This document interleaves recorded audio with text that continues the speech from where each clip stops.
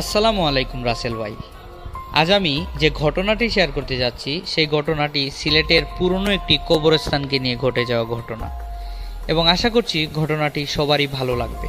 তো কথা না বাড়িয়ে আমি সরাসরি ঘটনায় চলে যাচ্ছি। তো সিলেটের যে জায়গায় এই কবরস্থানটি, সেখানের নামটা আমি সঙ্গত কারণে বলছি না। তো ওই কবরস্থানকে নিয়ে মূলত ঘটনাটি ঘটেছে। তো রফিক নামের একটি যুবক, স্বাভাবিকভাবেই তার মৃত্যু হয় এবং মরার পর তাকে ওই কবরস্থানে দাফন করা হয়, কবর দেয়া হয় আর কি। তারপর দাফন কাফনে যারা ছিল, তার আত্মীয় স্বজন এবং বাবা বাবা ভাই যারা ছিল আর কি, সবাই এই কবর দেওয়ার পর যে যার মতো করে বাসায় চলে যায়। তারপর রফিকের বাবা ওই দিন একটি স্বপ্ন দেখেন, এবং স্বপ্নে রফিক এসে বলছে, আব্বা, আমাকে আপনি যেখানে কবর দিছেন ওইখান থেকে আমাকে সরাইয়া অন্য একটা জায়গায় আমাকে কবর দেন। তো এই স্বপ্নটা রফিকের বাবা দেখার পর সে সকাল হওয়ার পর সে এই বিষয়টা নিয়ে তার পরিবারের সাথে কথা বলে যে এরকম এরকম রাতে আমি স্বপ্ন দেখছি যে রফিক আমাকে এসে বলতেছে যে যেখানে কবর দিছি সেখান থেকে তাকে আমি সরিয়ে যেন অন্য কোথাও কবর দিই। তো রফিকের বাবা যখন এই বিষয়টা আসলে পরিবারের সাথে কথা বললো, তো পরিবারের এক একজন এক এক রকম কথা বলল যে না, এটা স্বাভাবিক একটা স্বপ্ন। আবার কেউ বলল যে না, এটা কোনো স্বাভাবিক বিষয় না, এটা হুজুরের সাথে বোঝার উচিত, এবং হুজুরের সাথে এটা যদি বোঝা হয় তাহলে হুজুর এটার ব্যাখ্যা দিতে পারবে। তো রফিকের বাবা কি করলো, ওই মসজিদের একজন ইমাম সাহেবের সাথে উনি কথা বললেন যে এরকম এরকম আমি একটা স্বপ্ন দেখছি, আমার ছেলে আমাকে এসে বলতেছে যে আমি যেন কবরটা তাকে সরিয়ে দিই। তো হুজুর এটা কোনো কিছু ব্যাখ্যা করলেন না, বললেন যে ঠিক আছে, আপনার তো অনেক ভালোবাসার একটা ছেলে তো মারা গেছে, তো এটা স্বাভাবিক বিষয়, এটা কোনো সমস্যা না, আর কবরস্থান তো এমনিতেই পবিত্র, এখানে কোনো বিষয়ে আমি মনে হয় না যে এখানে কোনো জটিল বিষয় আছে বা কোনো কিছু হবে। তারপর রফিকের বাবা এই কথা বুঝে যে অনেকটা ভালো লাগে কথা শুনে, হুজুর মানুষ বলছে। তো হুজুরের কথা শুনে রফিকের বাবা বাসায় চলে যায়। বাসায় গিয়ে তার রফিকের মা জানতে চায় যে হুজুর কি বললেন বা হুজুরের সাথে কি পরামর্শ করছো। তো রফিকের বাবা বললেন, না, হুজুর খুব একটা কিছু বলে নাই, বলছে সমস্যা নাই। তারপর প্রিয় লিসেনার্স, 1-2 দিন কিন্তু কোনো সমস্যা হয়নি, কোনো স্বপ্নও কেউ দেখেনি। 3 নাম্বার দিনে প্রিয় লিসেনার্স, আবার রফিক তার মা যখন ঘুমিয়েছিল তখন মা একটি স্বপ্ন দেখতে পায়, এবং একই স্বপ্ন রফিকের মাও দেখে। যে রফিক এসে বলতেছে যে আম্মা, আমাকে যেখানে কবর দেওয়া হয়েছে আমার কবরটা সরিয়ে অন্য কোথাও কবর দাও। তো এই কথাটা প্রিয় লিসেনার্স, যখন রফিকের মা যখন এই স্বপ্নটা দেখে তখন কিন্তু সে অনেকটা ভয় পেয়ে যায়, এবং ভয় পেয়ে পরিবারের সবার সাথে সেও ওই বিষয়টি শেয়ার করে যে এরকম আমিও তো এই সেম স্বপ্নটি দেখছি। তো সেদিনও ভাবে যে হয়তো বা তোমার সাথে ওই রকম, তোমারও তো অনেক ইয়ার সন্তান, তো তোমার সমস্যা না, তোমার এটা এমনি স্বাভাবিকভাবে হয়তো বা দেখছো। তো প্রিয় লিসেনার্স, এটা যখন হওয়ার পর ওই দিন আর তারা হুজুর বা কারোর সাথে কোনো কিছু পরামর্শ করে না, স্বাভাবিকভাবে নিয়েই তারা তাদের প্রতিদিনের মতো কাজ করতে থাকে, তারা যার মতো জীবনযাপন করতে থাকে। তারপর প্রিয় লিসেনার্স, রফিকের বড় ভাই একই স্বপ্নটা দেখে। তো রফিকের বড় ভাই যখন স্বপ্নটা দেখে তখন তার মা বাবার কাছে আবার এই বিষয়টা শেয়ার করে যে আম্মা, এখানে আমার মনে হইতেছে, রফিকের বড় ভাই বলতেছে আর কি, যে আমার মনে হচ্ছে এখানে কোনো সমস্যা আছে, কারণ এক স্বপ্ন বাবা দেখলো এবং তুমি দেখলা, আম্মা তুমি দেখলা, এবং আমিও একই স্বপ্ন দেখলাম, তাহলে তো এখানে অস্বাভাবিক কোনো বিষয় আছে। তো তারা সেই মসজিদের ইমাম সাহেবের কাছে আবার যান, আবার গিয়ে হুজুরকে বিষয়গুলা বলেন যে হুজুর, আমি তো আসছিলাম, রফিকের বাবা আর কি বলে হুজুরকে বলতেছে যে হুজুর, আমি আসছিলাম, এরকম এরকম স্বপ্ন দেখছি, তো এখন আমি দেখার পর 3 নম্বর দিনে আমার ওয়াইফ দেখছে এবং আমার ছেলে দেখছে 4র্থ নম্বর দিনে। তো এটা শুনে হুজুর অনেকটা অবাক হয়ে যান, এবং অবাক হয়ে বলেন যে আসলেই এটা কোনো অস্বাভাবিক কোনো বিষয় আছে বা কোনো একটা সমস্যা আছে, যে কারণে ও স্বপ্নে আসতেছে, সে এটা বলতেছে। তো হুজুর এটার আর ব্যাখ্যা দিতে পারে না, ব্যাখ্যা না দিয়ে তিনি বলেন যে একটা হুজুরের নাম বলেন, একজন বুজুর্গ মানুষ এবং বড় একজন আলেমের নাম বলেন, যে আপনারা এক কাজ করেন, এই বিষয়টি আপনি অন্য একজন আলেমের সাথে গিয়ে এই বিষয়টি শেয়ার করেন।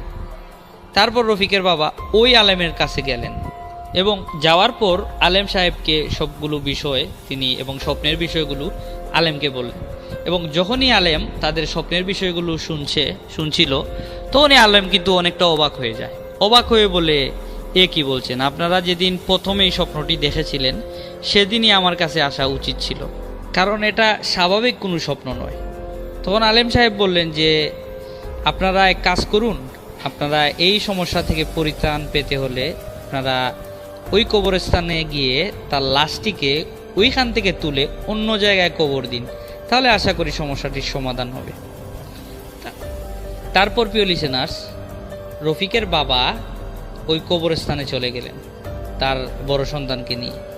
যাওয়ার পর ওই কবরস্থানের কর্তৃপক্ষের সাথে যোগাযোগ করেন এবং বলেন যে তার ছেলের কবরটা অর্থাৎ রফিকের কবরটা আবার যেন খনন করা হয় এবং তাকে সরিয়ে অন্য জায়গায় কবর দেওয়ার ব্যবস্থা করা হয়। তো এই কথা বলার পর ওই কবরের কর্তৃপক্ষরা বিভিন্ন কথা বললো যে না, এটা কিভাবে সম্ভব, একজন মানুষকে কবর দেওয়া হয়েছে, এখন আবার বলতেছেন অন্য জায়গায় তাকে আমরা আবার ওইখান থেকে তুলে আরেক জায়গায় কবর দিব, এটা তো অসম্ভব বিষয়, এটা সম্ভব না, এটা আমরা পারবো না।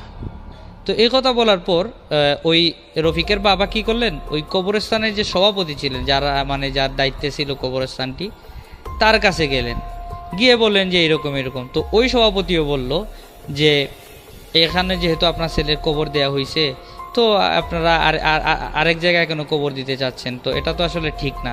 তারপর রফিকের বাবা সবগুলো বিষয় বলেন যে এরকম এমুক আলেম আমাকে বলছে যে এই কবরটা সরিয়ে দিতে, এবং এইটার পিছনে কারণও আছে, কারণ আমি এবং আমার সন্তান এবং আমার বউ আমরা তিনজনই স্বপ্নে দেখছি যে আমার ছেলে এসে বলতেছে তাকে এখান থেকে সরিয়ে অন্যখানে যেন কবর দিই।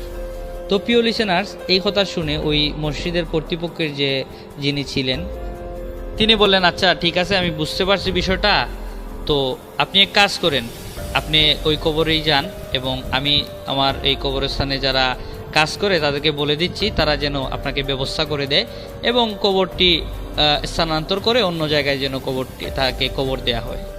তো এই কথা বলার পর রফিকের বাবা তাকে ধন্যবাদ জানিয়ে রফিকের বাবা কবরস্থানে যান এবং ওই কবরস্থানের যারা ছিল তারা নতুন একটি কবর খনন করে এবং ওই কবরটি খনন করার পর তারা রফিকের লাশটি যেখানে কবর দেওয়া হয়েছিল প্রথমে ওইখানে যায় এবং ওইখানে গিয়ে তারা ওই কবরটি খনন করা শুরু করে। তো প্রিয় লিসেনার্স, যখন তারা ওই কবরটি খনন করা শুরু করে তখন দেখে যে রফিকের লাশ সেখানে নেই। আসলে প্রিয় লিসেনার্স, এই বিষয়টা যখন কবরস্থানের যারা খনন করে আর কি, কবর যারা খুদে, তারা যখন এই বিষয়টি দেখে এবং রফিকের বাবাও কবর খনন করার সময় সেখানে দেখে যে তার ছেলের লাশ সেখানে নেই।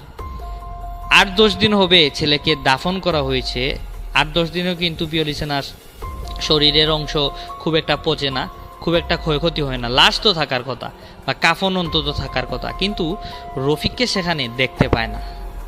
প্রিয় লিসেনার্স, এইটা যখন এই কবরস্থান যারা খনন করে তারা এবং রফিকের বাবা এবং বড় ভাই দেখার সাথে সাথে তারা অবাক হয়ে যায় এবং অত্যন্ত ভয় পেয়ে যায় এবং সাথে সাথে তারা কি করে, ওই ইমাম সাহেব ওই যে আলেম সাহেব ছিলেন, ওই আলেম সাহেবকে রফিকের বাবা ও তার ছেলেকে পাঠান যে আলেম সাহেবকে নিয়ে আসো।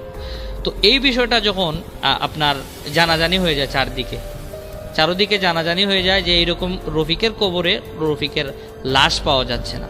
তো এই বিষয়টি সম্পূর্ণ শহরে ছড়িয়ে পড়ে যায় যে এরকম লাশ খুঁজে পাওয়া যাচ্ছে না। তো প্রিয় লিসেনার্স, ওই আলেম সাহেব আসেন এবং অনেক মানুষ ভিড় জমায় এই বিষয়টি দেখার জন্য। তো আলেম সাহেব যখন আসার পর তিনি লক্ষ্য করেন যে আসলেই এখানে কবর দেওয়া হয়েছে নতুন কবর, বাঁশগুলো নতুন। আপনারা প্রিয় লিসেনার্স যে নিশ্চয়ই জানেন যে কবর যখন কারো দাফন করা হয় তখন চাটাই এবং ওই যে আপনার বাঁশ এগুলো কিন্তু নতুন থাকে। তো ওগুলা নতুন বাঁশ ব্যবহার করে, পুরাতন বাঁশ ব্যবহার করে না। বাঁশগুলো অনেক নতুন, কেউ যে চুরি করে নিয়ে গেছে এটাও কিন্তু বোঝা যাচ্ছে না যে চুরি করছে কিনা। এটা এই মাটি যেভাবে তারা দাফন করে গেছিল এবং দাফন করার শেষে একটা পলিথিন কিন্তু এই কবরের উপরে দিয়ে রাখছিল, যাতে পানি যদি বৃষ্টি যদি হয় যেন এই ক্ষতি না হয় বা কবরটা যেন ভিজে না, এর কারণে ওই কবরস্থানে একটা পলিথিন দেয়া হয়েছিল। তো প্রিয় লিসেনার্স, যারা দাফন এই কবরটা খনন করা থেকে শুরু করে শেষ পর্যন্ত ছিল, তার বাবা ছিল এবং এই কবরস্থানের কিছু মানুষ ছিল, তারা বলতেছে যে আমরা যেভাবে কবর দিছি ঠিক একই রকম কবর কিন্তু রয়েছে, এখানে কোনো চুরির ঘটনাও ঘটেনি। এবং ওইখানে কিন্তু দারোয়ানও ছিল প্রিয় লিসেনার্স, ওই কবরস্থানে একজন দারোয়ানও ছিল। তো দারোয়ান সবসময় ডিউটি করে, সেও এরকম কোনো ঘটনা দেখে নাই বা এই কবরস্থানে আগেও কোনো লাশ চুরি হওয়ার ঘটনা ঘটে নাই। কিন্তু এইবারই প্রথম যে একটি কবরস্থান থেকে যে লাশটি উধাও হয়ে গেছে, এরকম একটা বিষয়। তো অনেকে বলা বলি করতে লাগলো যে লাশ মনে হয় কেউ চুরি করে ফেলছে, তো চুরি করার কোনো বিষয়ই না। তো আলেম সাহেব বললেন যে এটা তো দেখে মনে হচ্ছে বাঁশ বা চাটাই যেগুলো আছে এবং কবরস্থানের কবরটা যারা করছিল, যারা তত্ত্বাবধানে ছিল, তারা তো বলতেছে যে চুরি হয় নাই, তাহলে আর এটা দেখেও মনে হচ্ছে যে এটা চুরির কোনো বিষয় না, এখানে চুরি হয় নাই। তো রফিকের বাবা তখন আশ্চর্য হয়ে ইমাম সাহেবকে বললেন যে ইমাম সাহেব, এটা কেমনে হলো বা কিভাবে হলো, আমি কিছুই বুঝতে পারতেছি না। তখন ইমাম সাহেব বললেন যে আপনার ছেলে কি নামাজি ছিল? তখন ওই রফিকের বাবা বললেন, হ্যাঁ, আমার ছেলে নামাজি ছিল এবং ফরেজগার মানুষ ছিল, সে কোনো ধরনের গান বাজনা বা কোনো ধরনের খারাপ কাজ সে কখনো করতো না, এবং সে অত্যন্ত ভালো মনের মানুষ এবং দয়ালু মনের মানুষ ছিল।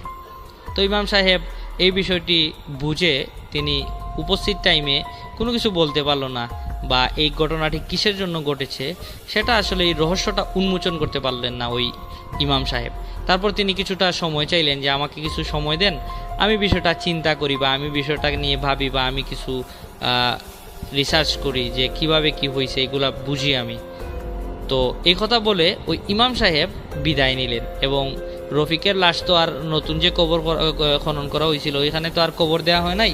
তো ওই কবরটা, রফিকের যে নতুন কবরটা যেটা খনন করা হয়েছে, ওইটা যেভাবে খুঁড়ছিল তারা সেভাবেই মাটি দিয়ে ভরাট করে দেয়, এবং তার পুরাতন যে কবরটা ছিল যেখানে তার লাশ গায়েব হয়ে গেছিল, ওইটা কি করবে, তখন তো আর কিছু করার ছিল না। ইমাম সাহেব বলে গেছিলেন যে এটা যেভাবে আছে সেভাবেই ছাটাই দিয়ে এবং বাঁশ দিয়ে মাটিটা কবরটা যেন আগের মতো করে দেয়া হয়।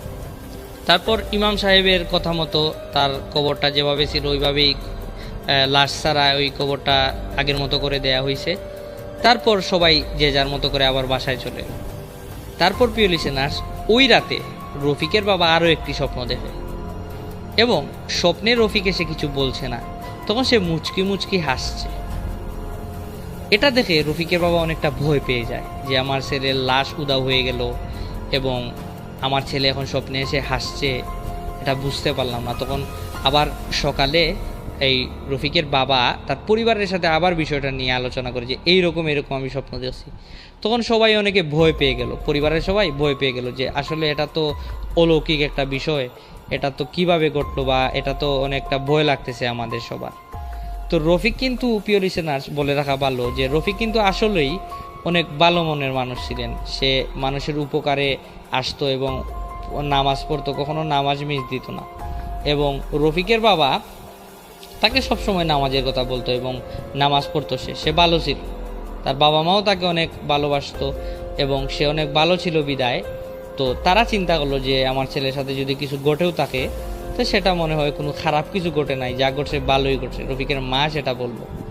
তারপর প্রিয় লিসেনার্স, এই রফিকের বাবা কি করলো, ওই আলেম সাহেবের কাছে আবার গেল, গিয়ে বলল, আলেম সাহেব, আপনি কিছু বের করতে পারছেন যে আমার ছেলের সাথে এরকম কেন ঘটছে বা কি হয়েছে? তারপর আলেম সাহেব বলল যে হ্যাঁ, আমি কিছুটা বের করতে পারছি। আমার অধীনে যে জিন ছিল, আমি ওই জিনেদের কাছ থেকে কিছু তথ্য সংগ্রহ করছি।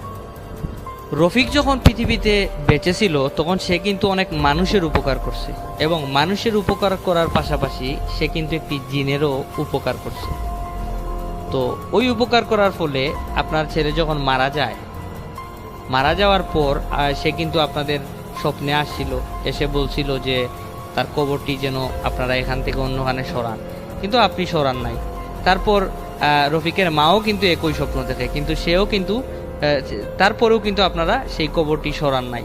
তো যখন জিনেরা কিন্তু এই বিষয়টি বুঝতে পারছিল এবং ওই জিনেরা খুব ক্ষমতাশীল এবং খুব ভালো জিন ছিল।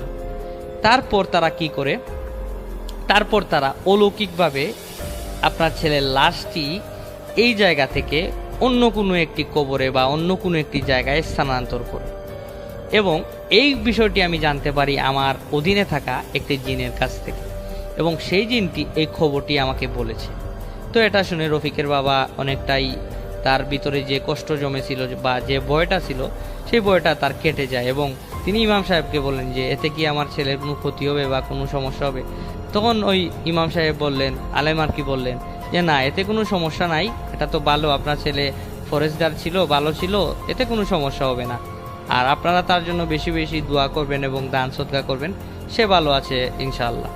তো এই কথা বলার পর রফিকের বাবা সেখান থেকে চলে আসেন। চলে আসার পর তার পরিবারের, রফিকের বাবা তার মা তার পরিবারের সাথে বিষয়টা শেয়ার করে যে এইরকম ঘটনা, ইমাম সাহেব এরকম বলছে। তো রফিকের মা ভাই এইগুলা শুনে অনেকটা খুশি হয় এবং অনেকটা তারা ভয়টা কেটে যায়। তারা ভয় পাচ্ছিল, কারণ এইরকম একটা মানুষের যদি প্রিয় লিসেনার লাশ উধাও হয়ে যায় তাহলে এটা তো নিশ্চয়ই ভয়ের এবং অলৌকিক একটি বিষয়। তো এই ঘটনাটি প্রিয় লিসেনার্স আমি যার কাছ থেকে কালেক্ট করেছি তিনি রফিকেরই একজন প্রতিবেশী এবং তিনি সেই বিষয়গুলো জানতেন। শুধু তিনি না, মোটামুটি সবাই এই বিষয়গুলো জানতেন। তো প্রিয় লিসেনার্স, এই ছিল ঘটনাটি যদি ভালো লেগে থাকে তাহলে দয়া করে প্রিয় লিসেনার্স আমাদের চ্যানেলটিকে সাবস্ক্রাইব করবেন। ঘটনাটি প্রথম যে ঘটনা কালো জাদুকে ঘিরে, সেই ঘটনাটি আমি শুনেছি আমার এক কাজিনের থেকে, আমার এক আপুর থেকে। আসলে আমরা অনেকেই অনেকভাবে অনেক রকম করে মানুষকে কালো জাদু করে থাকি বা মানুষের সাথে এরকম ঘটনা ঘটে থাকে। সেই ঘটনাটির একটি ঘটনা আজকে আপনাদের সাথে শেয়ার করব। আমি আমার আপুর থেকে যেভাবে শুনেছি সেইভাবেই আপনার সাথে শেয়ার করছি। জানি না আপনাদেরকে কতটুকু ভালো লাগাতে পারবো, তবে পুরোপুরি চেষ্টা করব যাতে আপনাদের এই ঘটনাটি ভালো লাগে। তো চলুন বেশি দেরি না করে ঘটনাটিতে চলে যাওয়া যাক। ঘটনাটি কিছুদিন আগের ঘটনা। কিশোরগঞ্জ জেলার কিশোরগঞ্জ থানার একটি গ্রাম হচ্ছে পাবইকান্দি। সে পাবইকান্দিকে ঘিরেই ঘটনাটি। আসলে আমরা 3 বোন, সেই 3 বোনের মাঝে আমার যে ছোট বোন, সে ছোট বোনের মাত্র 15 বছর। ও খুব ছটফটে ছিল, খুব চঞ্চল ছিল, দৌড়াদৌড়ি করতো, খুব মজা করতো, হাসি ঠাট্টা করতো, এদিক ওদিক ছুটে বেড়াতো। ও তখন 9-এ পড়ে, ক্লাস 9-এ। আপনার সব কিছু মিলে আমার ফ্যামিলির সব দিক দিয়ে ভালো যাচ্ছিল। আমরা সবাই সুখী একটা ফ্যামিলি বলে ওই ফ্যামিলিটাই আমাদের ছিল, খুব হ্যাপি ফ্যামিলি। তো আমরা সবাই যখন ধানের সিজন আসে আমরা সবাই ধান নিই। বিকেলবেলা আমি, আম্মু আর হচ্ছে আমার মেজো বোন, তো আমরা তিনজন মিলে ধান নিচ্ছিলাম, মানে ধান শুকাচ্ছিলাম। তখন আম্মু ঘরে যায় আর আমি বাইরে বসে ধান পাহারা দিচ্ছিলাম যাতে মুরগিতে আপনার ধান না খেয়ে ফেলে। আর আমার মেজো বোন আমার পাশেই বসেছিল। হঠাৎ করে আমার বোন স্কুল থেকে আসলো, ছোট বোন, ওর নাম ফারজানা আসে স্কুল থেকে। যখন ও স্কুল থেকে আসে নর্মালি ছিল, স্বাভাবিক আর 4টা দিনের মতোই ছিল। ও খুব চটফট করছিল, মজা করছিল। স্কুল থেকে এসে ব্যাগটা রেখে আমাদের সাথে মজা করতেছিল। তো ওকে বললাম যে যা ঘরে যা, এখন তুই ফ্রেশ হয়ে খাওয়া দাওয়া করে একটু ঘুমা, কারণ স্কুল থেকে এসেছিস খুব ক্লান্ত, তুই গিয়ে ঘুমা। তো তখন ও ঘরে যায়, ঘরে গিয়ে আবার চলে আসে। যখন ঘরে যায়, ঘর থেকে আবার চলে আসে, তখন ওর ফেসটা একটু অন্যরকম ছিল। ফেসটা কেমন যেন মলিন হয়ে গেছে। চেহারার ভিতরে একটা ভয় ভয় কাজ করতেছিল, ওর ঘাম ঝরছিল। আমার মেঝো বোন ওকে জিজ্ঞাসা কর, ফারজানা তোর কি হয়েছে, তোকে এমন দেখা যাচ্ছে কেন? ওর কোনো উত্তর নেই, ওর থেকে কোনো উত্তর পাচ্ছিলাম না। হঠাৎ করে ও চিৎকার করে উঠলো আর মাটিতে লুটে পড়লো, মাটিতে শুয়ে পড়লো। আমরা সবাই ভয় পেয়ে গেলাম। দুজনে দৌড়ে গিয়ে ওরে ঝাপটিয়ে ধরে মানে বুকের সাথে নিয়ে বলতে লাগলাম, তোর কি হয়েছে, হঠাৎ কি হয়েছে তোর, তুই এমন করতেছিস কেন? ও দুই হাত পাও উল্টে দিয়ে, চোখগুলো উল্টে দিয়ে যে কেমন করতেছিল তখন বলার বাহিরে। তখনই ওর মুখ থেকে শুনতে পারতেছিলাম যে ওকে আর রাখবো না, ওকে নিয়ে চলে যাব। তখন আমরা স্বাভাবিকের মতো ভয় পেয়ে যাই যে কি বলতেছে ও, হঠাৎ চোখ উল্টে দিছে, মুখ যেন কেমন ফ্যাকাশে হয়ে গেছে, হাত পাউটি উল্টে দিয়ে হাত পাও মানে ভেঙে ফেলবে এমন মনে হইতেছে। আর মানে চুল টুল ছাড়া কেমন যেন করতেছে। ওর চিৎকারে আম্মু ঘর থেকে দৌড়ে আসছে, কি হয়েছে কি হয়েছে। ওর এই অবস্থা থেকে তো আম্মু পুরোই কান্নাকাটি শুরু করে দিয়েছে। আম্মু যখন কাঁদতেছিল তখন আম্মুকে আমার মেজো বোন গিয়ে সান্ত্বনা করতেছে যে আম্মু তুমি কান্না করো না, সমস্যা নাই, দেখি কি করা যায়। এর মধ্যে আমাদের যে পাড়া প্রতিবেশী ছিল আমার এক কাকা, উনি আসে। উনি আসার পরে এটা দেখে উনি স্বাভাবিকের মতো একটা ইয়াসিন সূরা পড়ে, আর কি কি সূরা যেন পড়েও উনি পড়ার পর উনি ফু দেয়, এটা মানে আমার বোনের উপর, ফারজানার উপর ফু দেওয়ার পরে ও একটু স্বাভাবিক হয়, নর্মাল হয়। তখন ওকে ঘরে নিয়ে যাই, নিয়ে গিয়ে ওকে শোয়াই ওর মাথায় একটু পানি দিই। পানি দেওয়ার পর আম্মুকে বলি যে তুমি চিন্তা করো না, ঠিক হয়ে যাবে, আব্বু আসুক, দেখি কি করা যায়। পরে ওই আঙ্কেল বলতেছে যে একটা কবিরাজ ডাক দাও, একটা কবিরাজ আনলে ভালো হবে। তখন আমরা বলতেছি যে হঠাৎ কবিরাজের কাছে নিয়ে যাব, আগে বিষয়টা দেখি, আব্বু আসুক, আব্বুর সাথে শেয়ার করি। তখন বলতেছে যে আঙ্কেল বলল যে দেখো এটা কিন্তু পরিস্থিতি পরে খারাপের দিকে যাবে, ভালোর দিকে যাবে না। তো সবসময়ের মতো আর কিছু বলি নাই, দেখি যে কি হয়। ও যেহেতু একটু শান্ত হয়েছে, দেখি কি হয়। হঠাৎ করে আবারও এরকম চিৎকার শুরু করে, ওকে ধরার মতো শক্তি আমাদের কারো কাছেই ছিল না।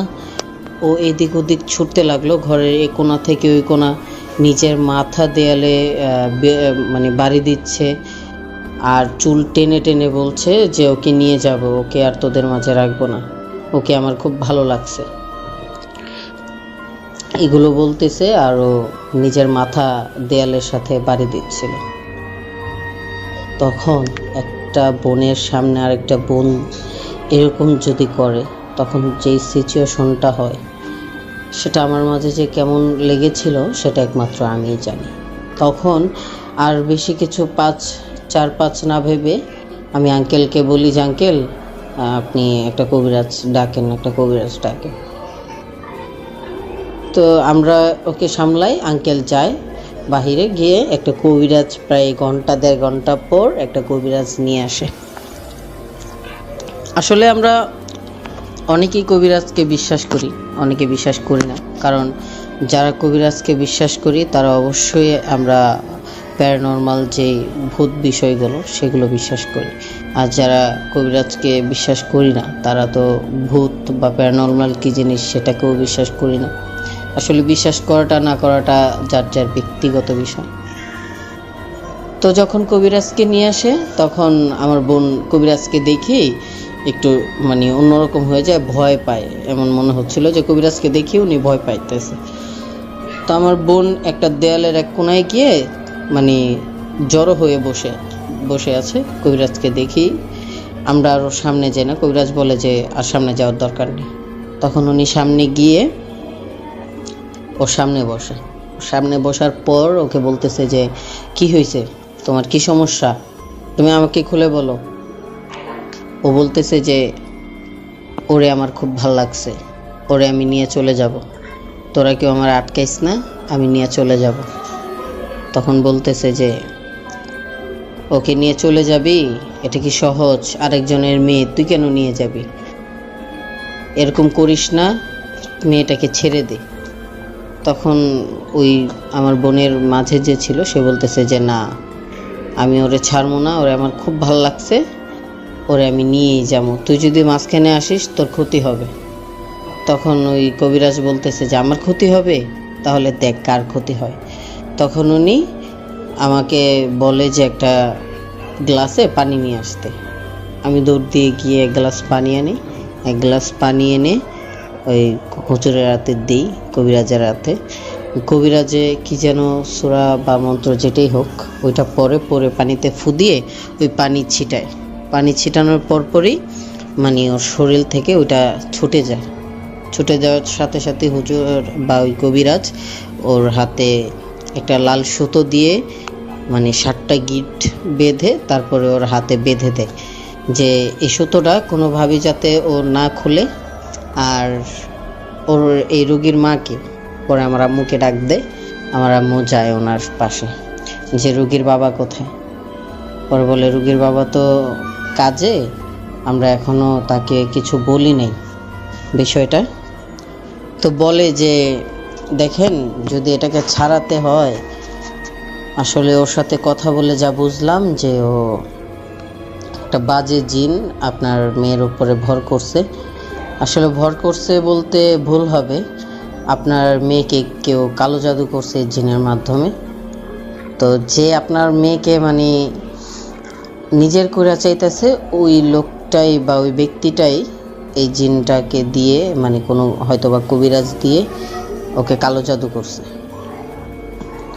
বশ করার জাদু করছে। তখন তো আমার মা শুনে খুব কান্নাকাটি করতেছে যে আমার মেয়েটা ছোট মানুষ, ওরে কেন কেউ এমন করলো, প্লিজ আপনার যদি কোনো সহযোগিতা আমার করেন ভালো হয়, কিভাবে এটা থেকে মানে রক্ষা পাওয়া যায়।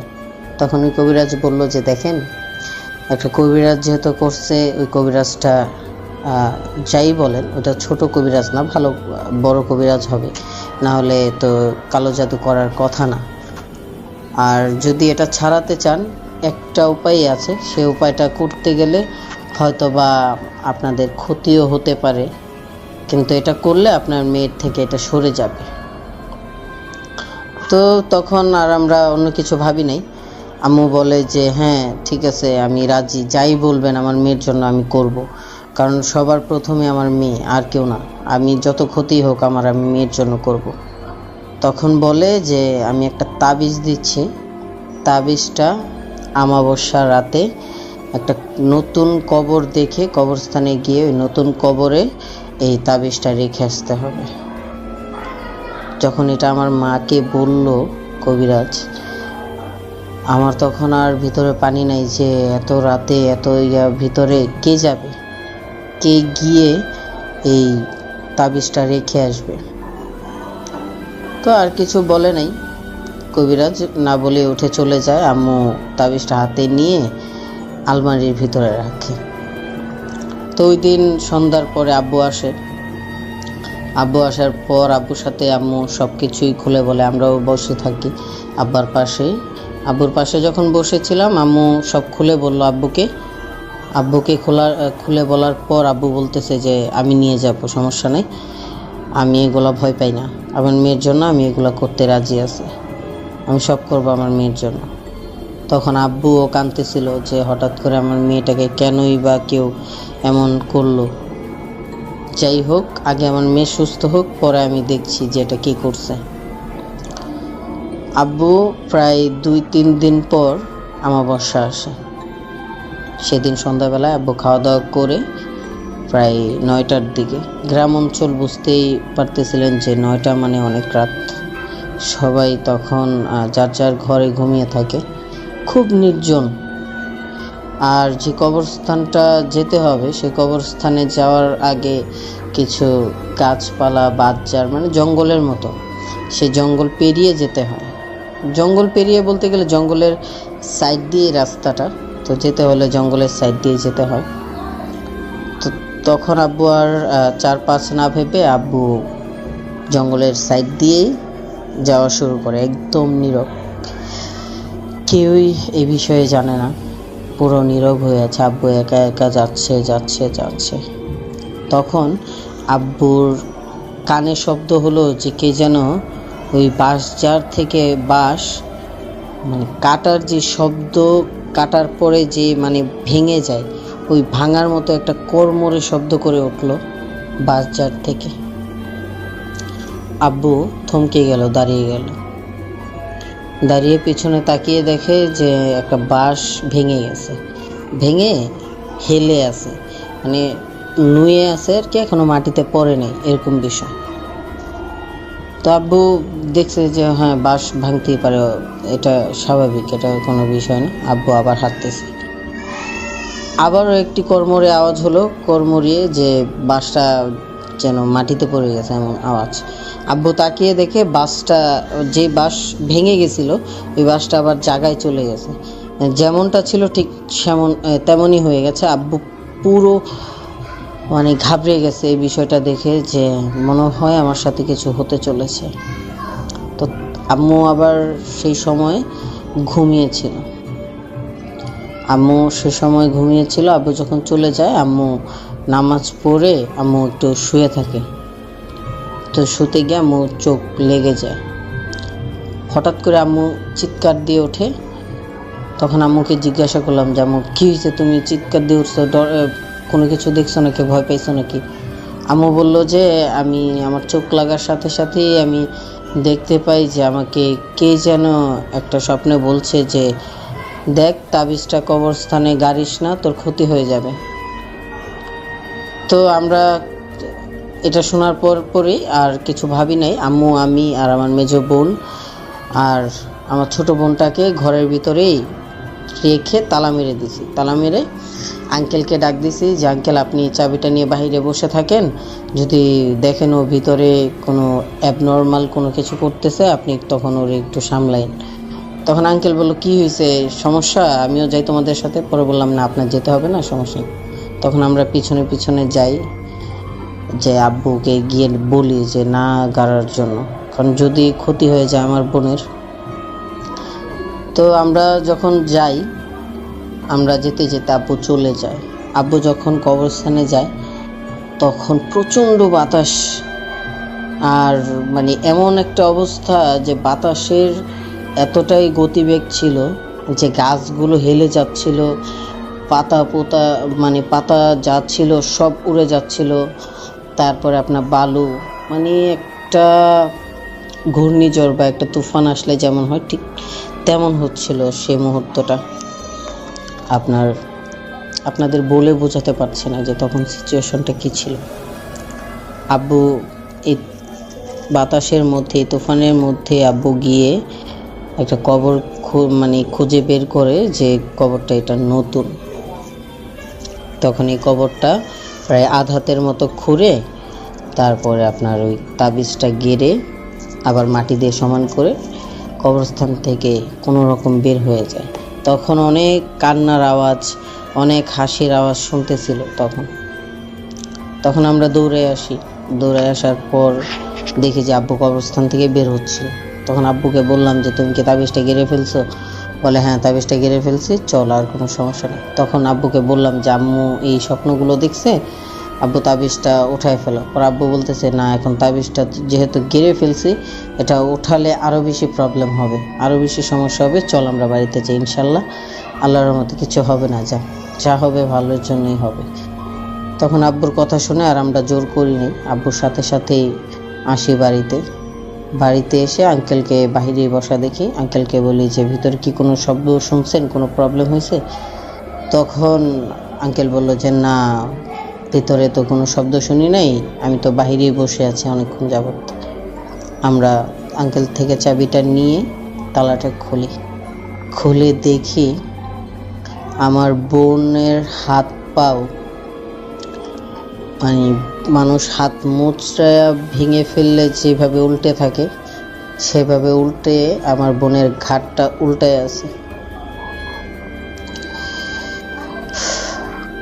কিছু বলার ছিল না, তখন ভিতরটা খুব ভেঙে চুরমার হয়ে গেছে, যে যার জন্য এত কষ্ট করলাম আজ তার মৃত লাশটা আমাদের সামনে ভেসে গেছে। আম্মু দেখার সাথে সাথেই আম্মু তো কান্নাকাটি শুরু করছে, আব্বু সবাই, আমরা সবাই তখন কান্নাকাটি করতেছিলাম আমার বোনটাকে জড়িয়ে ধরে। তখন আঙ্কেল গিয়ে, মানে এই সিচুয়েশন দেখে আঙ্কেল গিয়ে কবিরাজটাকে ডেকে আনে। তারপর কবিরাজটাকে আম্মু বলল যে এই বিষয় আমাকে না করছিল, তারপরেও তাবিজটা গাড়া হয়েছে। কবিরাজ বলল যে আপনি এই স্বপ্নটা দেখছেন তো তাবিজ কেন গাড়লেন? আপনি যে তাবিজটা না গাড়তেন ওরা স্বইচ্ছাই মেয়েটাকে ছেড়ে দিত। আর পরে আমরা আর কবিরাজটাকে কি বলবো, কবিরাজটার তো আর দোষ ছিল না। আমরা সময় মতো ওই জিনিসটা থেকে আটকাতে পারলাম না আমার আব্বুকে। তো এটাই ছিল আমার ঘটনা। যদি ভালো লেগে থাকে এটা শোনাবেন। আর আমার নামটা আপনাদেরকে বলা হয়নি, আমার নাম সুমাইয়া। তো আশা করি আপনাদের কাছে এই মর্মান্তিক ঘটনাটি ভালো লাগবে, শেয়ার করার মতো হবে আপনাদের লিসেনারদের কাছে।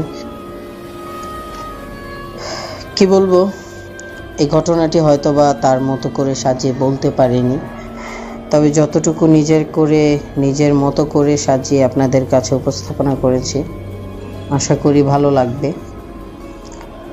আমরা অনেক সময় অনেককে কাছে পাওয়ার জন্য এরকম ব্ল্যাক ম্যাজিক করে থাকি, কালো জাদু। আসলে আমরা একবারও চিন্তা করি না যে এইসব করতে গিয়ে একটা নিষ্পাপ একটা প্রাণ ঝরে যেতে পারে। আমাদের কিছু পাগলামোর জন্য, কিছু ভুলের জন্য একটা মানুষের প্রাণও চলে যেতে পারে। আমরা এইসব কালো জাদু থেকে বিরত থাকি। যদি কাউকে মন থেকে ভালোবাসতে চাই বা কাছে পেতে চাই, অবশ্যই তার ফ্যামিলির সাথে কথা বলে তাকে পাওয়ার চেষ্টা করব। কোনো অবৈধ রাস্তা দিয়ে কাউকে পাওয়ার আশা করাটা ঠিক না। তো প্রিয় লিসেনার্স, যদি আমাদের এই চ্যানেলটির সাথে আপনারা থাকতে চান, পাশে থেকে আমাদেরকে সাপোর্ট করে আপনারা আরও নিত্য নতুন ভৌতিক ঘটনাগুলি শুনতে চান, অবশ্যই চ্যানেলটিকে সাবস্ক্রাইব করে বেল আইকনটি ক্লিক করে পাশে থাকবেন। চলুন আর দেরি না করিয়ে দ্বিতীয় ঘটনাটিতে চলে যাওয়া যাক। ঘটনাটি আমার নিজের এক বন্ধুর থেকে কালেক্ট করা। তার থেকে কথা, মানে তার সাথে গল্প করতে করতে তার একটি ট্যুরে যাওয়ার আপনার ঘটনা শুনতে পারি। তো ট্যুরে যাওয়ার পর তার সাথে যে ভৌতিক একটি ঘটনা ঘটেছে, সেই ঘটনাটি আপনাদের সাথে শেয়ার করব। ঘটনাটি হচ্ছে সেলিম নামের আমার এক বন্ধুর থেকে।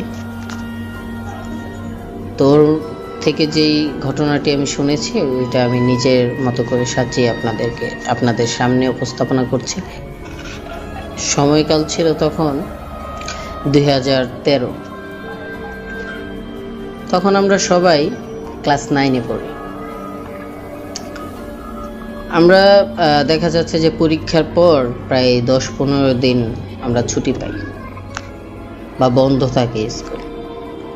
তো এই ফাঁকে ওই সেলিম আর ওর 3 বন্ধু মিলে, ওরা 4 জন ঢাকায় ঘুরতে যায়। মানে আপনার পুরান ঢাকা সূত্রাপুর থানা, ওইখানে ওরা ঘুরতে যায়।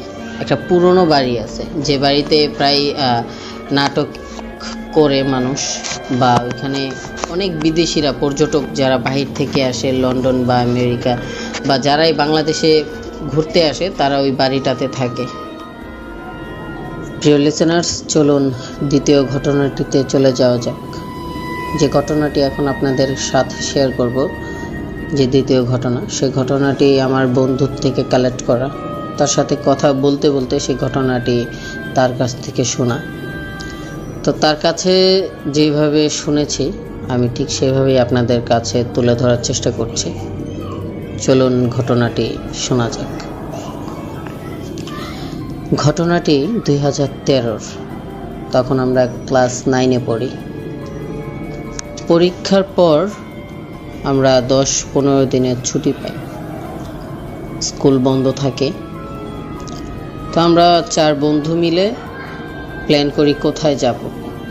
তো একদিন দেখেছিলাম যে ঢাকার সূত্রাপুর থানার বিবি রোজা মাজারের সাথে একটি পুরনো বাড়ি আছে। সে বাড়িতে বেশিরভাগ পর্যটকরা ওইখানে রাতে থাকে। আর সূত্রাপুর যে এলাকা সেটা মানে অনেকটাই সুন্দর একটি এলাকা। শ্যামবাজার বা ওইখানে সদরঘাট আছে, ওইখানে নদী আছে, বিভিন্ন লঞ্চ আছে, মানে দেখার মতো অনেক কিছুই আছে।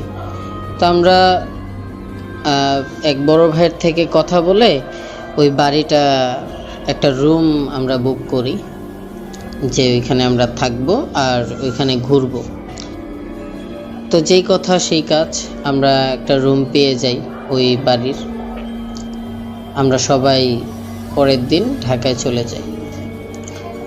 ঢাকায় যাওয়ার পর আমরা বাড়িতে উঠি। বাড়িটা একদম পুরনো ছিল, মানে লাল ইট দিয়ে, লাল মাটির তৈরি, এরকম বোঝা যাচ্ছিল যে মাটির তৈরি বাড়িটা, কিন্তু অনেক সুন্দর কাজ করা, অনেক পুরনো। কোনো এক মন্ত্রী থাকতো, মন্ত্রী না কি যেন একটা বাড়ি ছিল ওইটা। তো আমরা মানে যেহেতু পুরনো বাড়ি, একটা ভৌতিক বিষয় আছে, ওইটা আমরা খুব এনজয় করতেছিলাম। আমরা ফ্রেশ ট্রেশ হয়ে আমরা রুমে কাপড় চোপড় রেখেই ফ্রেশ হয়ে আমরা বের হয়ে যাই খাবার দাবার করার জন্য। তো আমরা একটা জিনিস লক্ষ্য করলাম যে আমরা ছাড়া আর কেউ সেই দিন ওই বাড়িতে ছিল না, ওই বাড়িটিতে কেউ ওই দিন ছিল না। আমরা খাওয়া দাওয়া করার জন্য নিচে যাই, নিচে হোটেল আছে, সেই হোটেলে খাওয়া দাওয়া করি। খাওয়া দাওয়া করে আমরা একটু নদীর পাড়ে হাঁটতে যাই।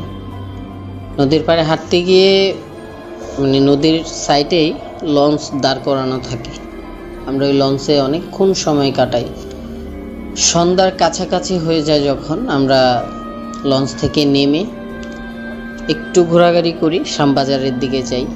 মানে ওইটা কাঁচা বাজার, ফলের বাজার, ভালো বড়ই বাজারটা। ওইখানে কতক্ষণ ঘোরাঘুরি করার পর আমরা আবার আমাদের মানে যে বাংলো, যে পুরনো বাড়ি, সেখানে চলে আসি।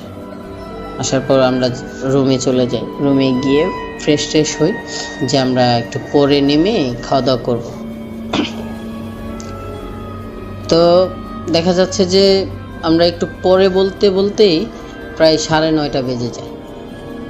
আমরা সবাই বলতেছিলাম 4 জন যে চল এখন খাওয়া দাওয়া করি, পরে এসে শুয়ে পড়ি, যেহেতু সারাদিন জার্নি ছিল, আবার আসার পরেও একটু রেস্ট নিই নেই।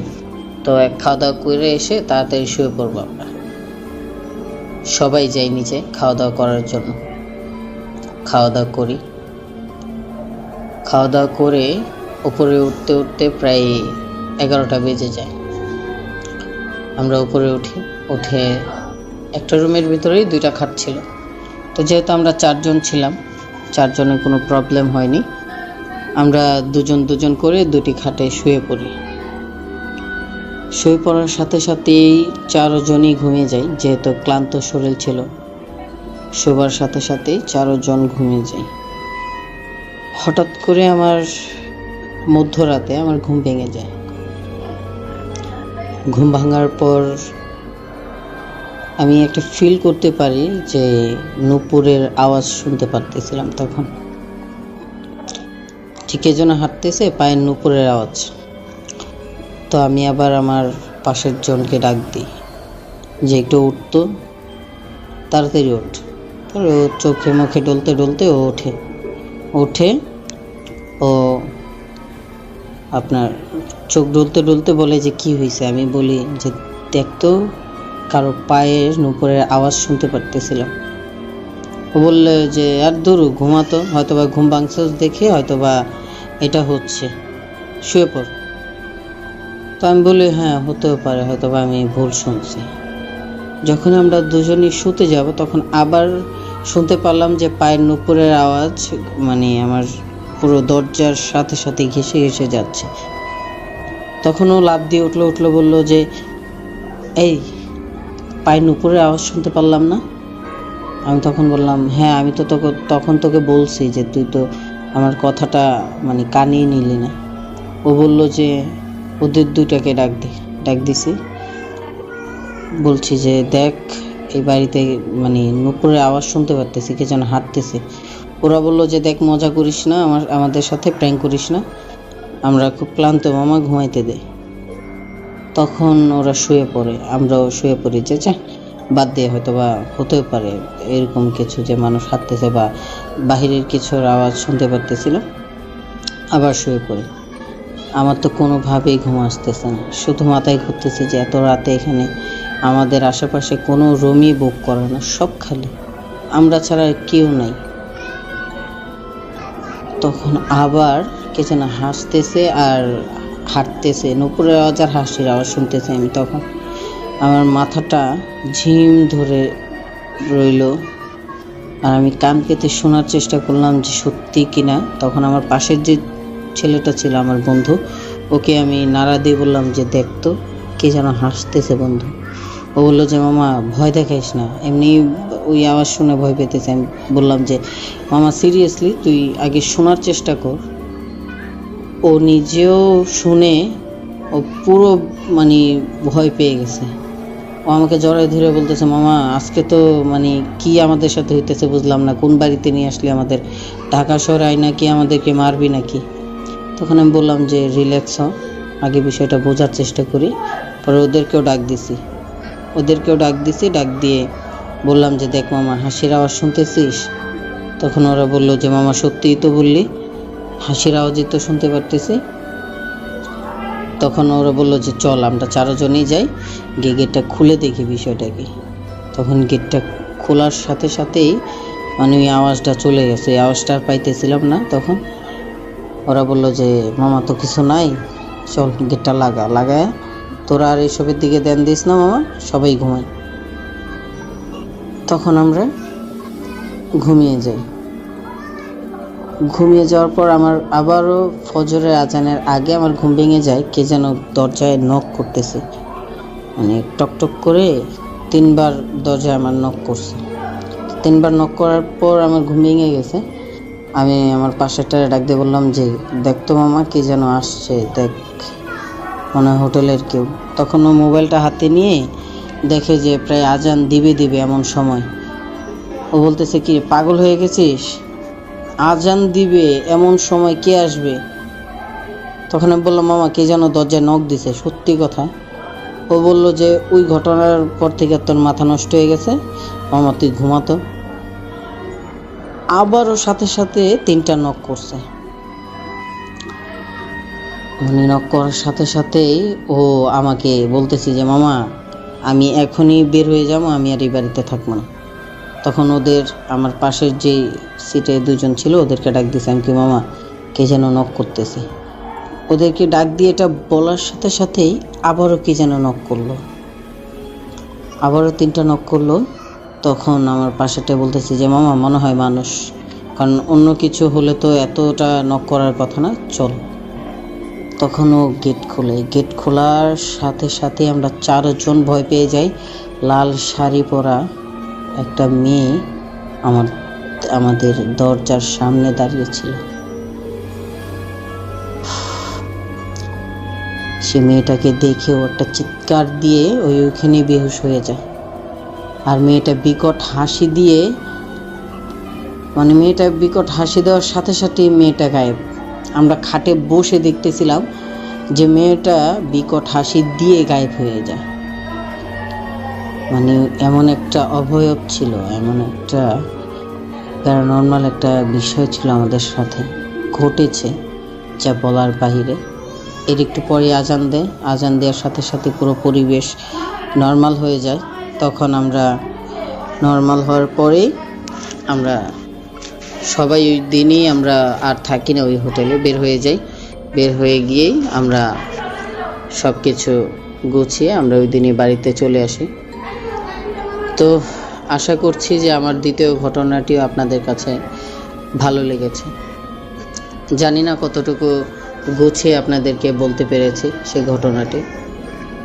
আসলে প্যারানর্মাল এমন একটি বিষয়, এমন একটি কি বলবো অভয়ব বিষয়গুলো, যে ঘটনাগুলি, সে ঘটনাগুলি যাদের সাথে প্রতিনিয়ত ঘটছে, যারা ফেস করছে, তারাই একমাত্র বিব্রত হচ্ছে, শিহরিত হচ্ছে। আমরা তো জাস্ট শুনছি, আর আপনাদের কাছে শেয়ার করছি। তো আমরা যে শুনছি তখনই আমরা যে শিহরিত হচ্ছে, আমাদের গায়ে লোম দাঁড়িয়ে পড়ছে প্রতিনিয়ত। তো যাদের সাথে ঘটছে তাদের সাথে কি হচ্ছে, বিশ্বাস করাটা না করাটা আপনাদের কাছে।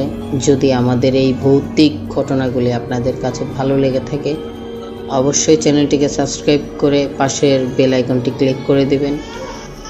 আর যদি আপনাদের সাথে ঘটে যাওয়া, আপনার ফ্যামিলির সাথে ঘটে যাওয়া কোনো ভৌতিক ঘটনা থাকে বা কারোর কাছ থেকে কালেক্ট করতে পেরেছেন, সেই ঘটনাগুলি আমাদের সাথে শেয়ার করতে চাইলে আমাদের ডিসক্রিপশনে আমাদের ইমেল অ্যাড্রেস দেওয়া থাকবে, সেখানে আপনাদের সেই ঘটনাটি সেন্ড করতে পারেন। যদি শেয়ার করার মতো হয় অবশ্যই আমরা আমাদের লিসেনারদের সাথে সেই ঘটনাটি শেয়ার করব। আসসালামু আলাইকুম, ধন্যবাদ সবাইকে। আজকের মতোই আল্লাহ হাফেজ।